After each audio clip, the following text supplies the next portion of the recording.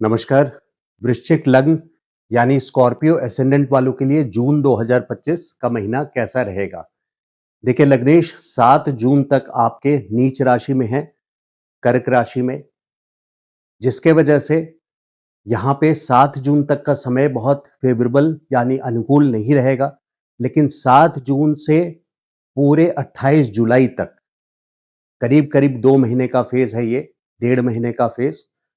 जब आपके कर्म क्षेत्र में बिजनेस हो या जॉब हो, बहुत अच्छे रिजल्ट्स आएंगे, क्योंकि लग्नेश आपके दशम स्थान पे रहेंगे यहाँ पे। और वहीं पे 15 मई से 15 जून तक सूर्य भी आपके जो कर्मेश हैं वो दशम स्थान से दशम स्थान पे यानी आपके लग्न से सप्तम स्थान पे स्थित हैं। तो यहाँ पे दशम स्थान से दशम स्थान सूर्य और लग्न लग्नेश आपके दशम स्थान पे, तो एक कमांडिंग और रॉयल्टी वाली पोजीशन, आपको कमांड एंड कंट्रोल मिलेगा कर्म क्षेत्र पे, सक्सेस मिलेगा कर्म क्षेत्र पे। लेकिन 7 जून से 15 जून तक मंगल और सूर्य दोनों का सपोर्ट रहेगा। लेकिन कर्मेश आपके 15 जून के बाद यहाँ पे आपके अष्टम स्थान पे चले जाएंगे, तो जरा सा सावधानी बरतना फिर आपके लिए जरूरी हो जाएगा 15 जून से लेकर के 15 जुलाई तक। फिर 15 जुलाई से 28 जुलाई, ये 13 दिन फिर से आपके लिए अगले महीना का भी अच्छा जाएगा। और इस महीना का यानी जून में 7 जून से 15 जून, अगर नेट नेट डेट निकालें कि कौन से सबसे अच्छे समय हैं, तो 7 जून से 15 जून और 15 जुलाई से 28 जुलाई तक। देखिए यहाँ समझने वाली बात यह है कि वृश्चिक लग्न वाले बहुत संघर्ष भरा लाइफ होता है इनका, जीवन इनका बहुत संघर्ष भरा होता है। लग्नेश पराक्रम के भाव में उच्च के होते हैं मंगल, मकर राशि में, और इनको किस्मत का साथ नहीं मिलता है, क्योंकि लग्नेश यहाँ नीच राशि के हो जाते हैं नवम स्थान पे। तो ये लोग यानी आप लोग अपने पराक्रम से ही अपने किस्मत को बनाते हैं, बहुत ज्यादा किस्मत का साथ नहीं मिलता। जल तत्व राशि है, इस बात को समझिए। वृश्चिक राशि एक जल तत्व राशि है, तो मेष वालों के तरह मंगल का स्वभाव यहाँ पे बदल जाता है। मेष वालों के तरह ये हाथापाई जैसी सिचुएशन पर नहीं आते हैं। लेकिन अगर कभी झगड़ा हुआ या कोई किसी बात पे इनकी अनबन हो गई, तो वहां पे ये फिर छोड़ते नहीं हैं, और वो डिस्प्यूट में, बड़े लड़ाई झगड़े में बदल जाता है। अंदरूनी तरीके से ये उसके बदला लेने में चूकते नहीं हैं, क्योंकि लग्नेश और षष्ठेश जो लड़ाई झगड़े का भी घर है, झंझट का घर है, लिटिगेशन का घर है, 6th हाउस, तो मंगल आपके लग्नेश और षष्ठेश एक हैं। लेकिन यहाँ वृश्चिक राशि में मंगल का स्वभाव इसलिए बदल जाता है क्योंकि जल तत्व राशि है। लेकिन इस महीने में मंगल जो आपके लग्नेश हैं वो अग्नि तत्व राशि में आ चुके हैं 7 जून से 28 जुलाई तक। और वहीं पे अग्नि तत्व सूर्य भी आपके लग्न को 15 जून तक, 15 मई से 15 जून तक आपके लग्न पे दृष्टि है, जिसके वजह से लग्नेश का अग्नि तत्व में होना, अग्नि तत्व राशि में होना 7 जून से 28 जुलाई तक, तो यहाँ पे आपके स्वभाव में जरा भी कोई अनबन बन जाए, अग्नि तत्व राशि का प्रभाव ज्यादा पड़ रहा है, जिसके वजह से आपको सावधानी बरतनी होगी। किसी भी डिस्प्यूट से बचें, लड़ाई झगड़े से बचें। और इस अनुकूल टाइम को जो 7 जून से 28 जुलाई तक का है, ब्रॉडली स्पीकिंग, तो इसको अगर चैनलाइज करके चलेंगे तो आपके बिजनेस या जॉब में एक्सपेंशन निश्चित है। लेकिन अग्नि तत्व वाली बात आपको ध्यान रखनी है कि इस बीच में कोई लड़ाई झगड़ा ना हो, क्योंकि आपके लग्नेश यहाँ दशम स्थान पे हैं सिंह राशि में, जो कि अग्नि तत्व राशि है। और यहाँ कर्मेश अपने दशम से दशम पर हैं सूर्य 15 जून तक, जो कि सूर्य अग्नि तत्व हैं ग्रह, और यहाँ पे लग्न को डायरेक्टली देख रहे हैं। तो 15 जून को सूर्य तो निकल जाएंगे, लेकिन मंगल वहां रहेंगे 28 जुलाई तक, 7 जून से 28 जुलाई तक। लेकिन अगर लंबे समय को मैं देखूं, बड़ी अवधि को देखूं, पूरे साल को देखूं, फलित के लिए तो आप फिर कैसा फल आने वाला है उसको देखते हैं। काम धंधे के लिए, बिजनेस के लिए, पैसे के लिए वो देखना जरूरी है। तो यहाँ पे सबसे इम्पोर्टेंट बात यह है कि केतु आपके कर्म क्षेत्र पे 18 मई को प्रवेश कर चुके हैं और 18 मई 2025 से लेके 5 दिसंबर 2026 तक, यानी 18 महीने के लिए आपके कर्म क्षेत्र से गोचर होगा केतु का। यहाँ पे एक असंतोष और पीड़ा वाली सिचुएशन आपको कर्म क्षेत्र पे झेलनी पड़ेगी। तो जहां आपके लग्नेश जून 7 से 28 जुलाई तक आपका पूरी तरह से साथ दे रहे हैं, कर्म क्षेत्र पे संबंधित काफ़ी हैपनिंग फील करेंगे, बहुत कुछ हो रहा होगा। अगर लड़ाई झगड़ा से आप बचेंगे तो फिर उस एनर्जी को मंगल के पॉजिटिव एनर्जी को आप चैनलाइज करते हुए अपने लग्नेश को, अपने काम धंधे को एक्सपैंड कर सकते हैं। लेकिन इसका मतलब नहीं है कि आप कोई बड़ा रिस्क लें। उसके 3 बड़े कारण हैं। एक, आपके केतु कर्म स्थान पे 18 महीने के लिए आए हैं, 18 मई से 5 दिसंबर तक। तो काम धंधे में कोई भी डिसीजन लेना है तो बहुत सोच समझ करके लेना है। यहाँ जॉब हॉपिंग ना करें। जो लोग जॉब में हैं वो ट्राई करें कि जो पुरानी जॉब है उसी में स्टिक करें, उसी में कंटिन्यू करें और कोई बड़ी अपॉर्चुनिटी देख करके एकदम से उसमें ना जाएं, क्योंकि केतु का ट्रांजिट है 10th हाउस में। दूसरा जो बड़ा रीज़न है वो है बृहस्पति का अष्टम स्थान में होना। देखिए, बृहस्पति आपके दूसरे स्थान के स्वामी यानी धन के और पंचम स्थान के स्वामी हैं। तो बृहस्पति अष्टम स्थान पे गए हैं जो कि मारक स्थान है।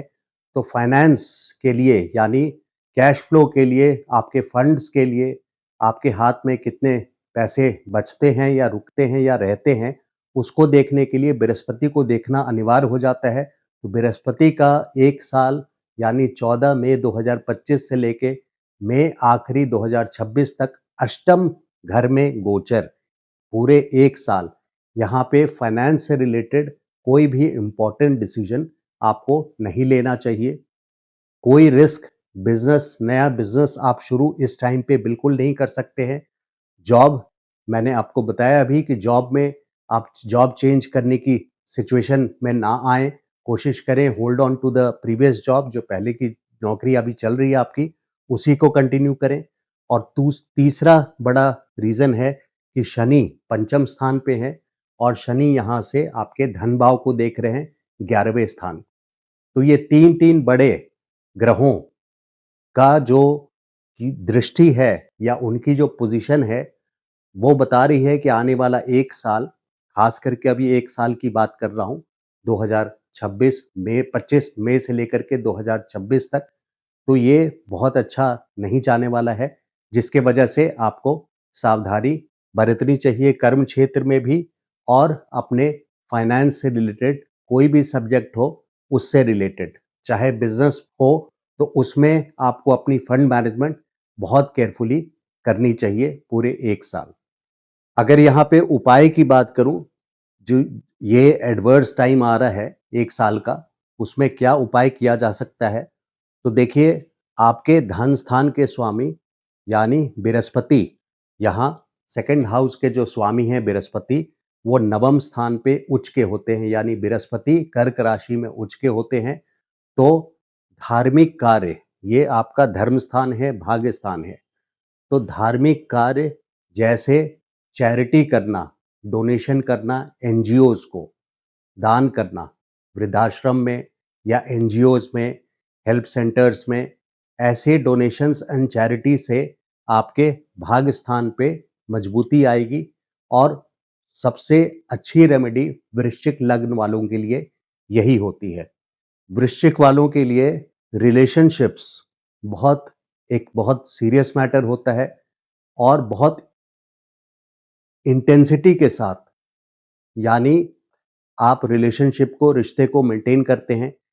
पंचम स्थान पे, यहाँ पे शुक्र उच्च का होता है पंचम स्थान पे, तो प्यार का रिलेशनशिप्स आप लोग बहुत सीरियसली लेते हैं और उसको मेंटेन भी करते हैं बहुत सीरियसनेस के साथ, क्योंकि शुक्र पंचम स्थान पे उच्च के हैं।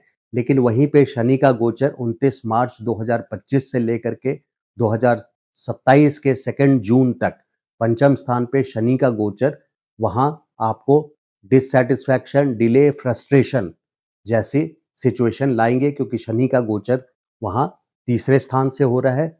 और जो लोग मैरिड हैं उनके मैरिड लाइफ में भी शनि की तीसरी दृष्टि आपके शादीशुदा लाइफ पर पड़ रही है। यानी अगर कोई ऑडिटर आपके ऑफिस में आ जाता है तो जैसे आपको अच्छा नहीं लगता, उसी तरह से जब एक ऑडिटर आपके मैरिड लाइफ को ऑडिट करता है, शनि देखिए ब्लैक एंड व्हाइट है, शनि को रोमांस से कोई लेना देना नहीं है, तो शनि मैरिड लाइफ को बोर्डम भरा बना देता है एक ऑडिटर के तरह, और black and white picture married life बन करके रहती है जब तक शनि की दृष्टि सप्तम स्थान पे रहती है।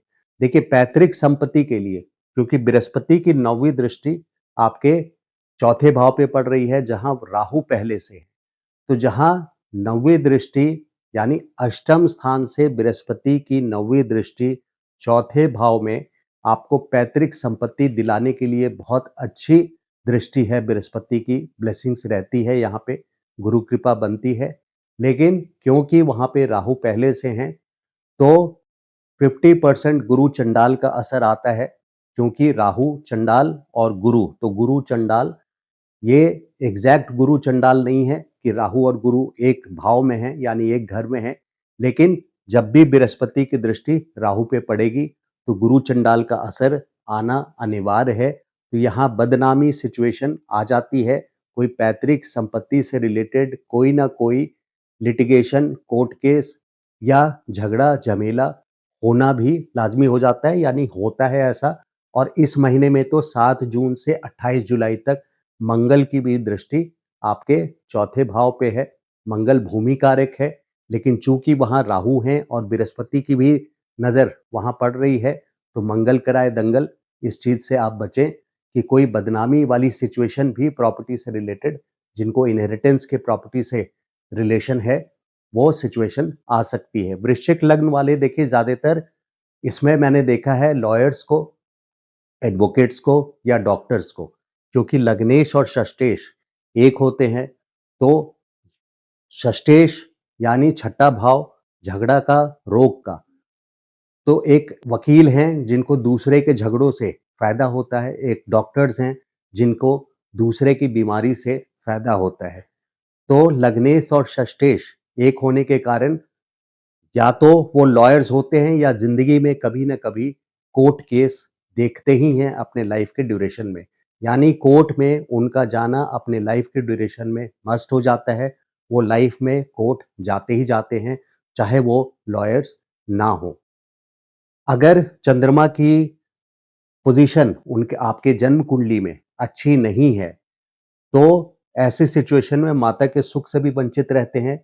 इसकी वजह यह है वृश्चिक वाले, क्योंकि चंद्रमा स्कॉर्पियो में यानी वृश्चिक में नीच राशि के होते हैं चंद्रमा यहाँ पे, तो माता के सुख से में कमी लाते हैं। लेकिन अगर जन्म कुंडली में चंद्रमा भी पीड़ित है, तो इस वीडियो को मैं समराइज करता हूं कि 7 जून से लेकर 28 जुलाई तक ये अनुकूल टाइम है आपके काम धंधे के लिए, बिजनेस के लिए, जॉब के लिए। लेकिन चूंकि लंबे समय के लिए हमने देखा कि केतु आपके कर्म स्थान पे आए हुए हैं, वहीं गुरु जो फाइनेंस के कारक हैं अष्टम स्थान पे हैं, शनि की दृष्टि धन स्थान पे है, तो इन 3 बड़े कारणों के कारण यहाँ पे जून 7 से लेकर 28 जुलाई तक अनुकूल रिजल्ट्स मिलेंगे। लेकिन आपको कोई बड़ा कदम नहीं उठाना है, क्योंकि केतु की का गोचर है, यहाँ पे ट्रांजिट है केतु का, और 18 महीने के लिए है। तो 1 साल की खास करके मैं बात कर रहा हूँ जब केतु भी 10th हाउस में है और बृहस्पति भी अष्टम स्थान से गोचर कर रहे हैं। तो ये था वीडियो वृश्चिक लग्न वालों का, स्कॉर्पियो असेंडेंट वालों का, जून 2025 का। अगर आपको वीडियो अच्छा लगा हो तो लाइक कीजिए, और चैनल को सब्सक्राइब नहीं किया है आपने अभी तक, तो प्लीज़ सब्सक्राइब कीजिए। Thank you so much. नमस्कार।